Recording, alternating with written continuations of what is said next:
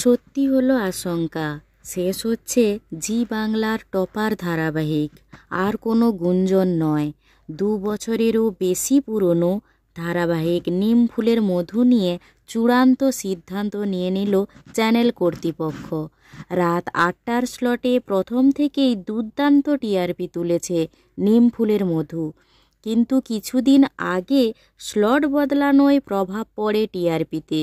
বর্তমানে সন্ধ্যা 6টার স্লটে স্টার জলসার তেঁতুল পাতার কাছেও হারছে নিম ফুলের মধু। আর ঠিক সেই কারণেই ধারাবাহিকের গল্পের ইতি টানার সিদ্ধান্ত নিয়েছেন নির্মাতারা। যদিও এই নিয়ে মুখে কুলুপ এঁটেছে চ্যানেল, পল্লবী আর রুবেলও এই নিয়ে মুখ খোলেননি। তাহলে কি সত্যি বন্ধ হয়ে যাবে নিম ফুলের মধু? অবশেষে এই নিয়ে মুখ খুললেন পর্ণার জেঠি শাশুড়ি ললিতা ওরফে তনুশ্রী গোস্বামী।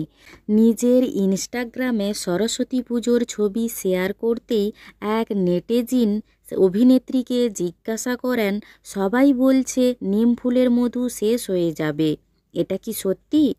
ভক্তের প্রশ্নের উত্তরে সাড়া দিয়ে তনুশ্রী বলেন, শুরু হলে শেষ তো হবেই, তবে সেটা কবে আমরাও জানি না। আরেকজন কমেন্ট করে লেখেন, রুবেলের নতুন কাজের জন্য কি নিম ফুলের মধু শেষ হচ্ছে? এই প্রশ্নের উত্তরে অভিনেত্রী লেখেন, এখনও কোনো কিছু ফাইনালি জানা যায়নি। অভিনেত্রী সরাসরি না বললেও তার কথায় ইঙ্গিত মিলেছে সত্যি হয়তো নিম ফুলের মধুর সময় ফুরিয়ে এসেছে। আর জানা যাচ্ছে ফেব্রুয়ারির ঠিক শেষের দিকেই বন্ধ হতে চলেছে এই ধারাবাহিকটি।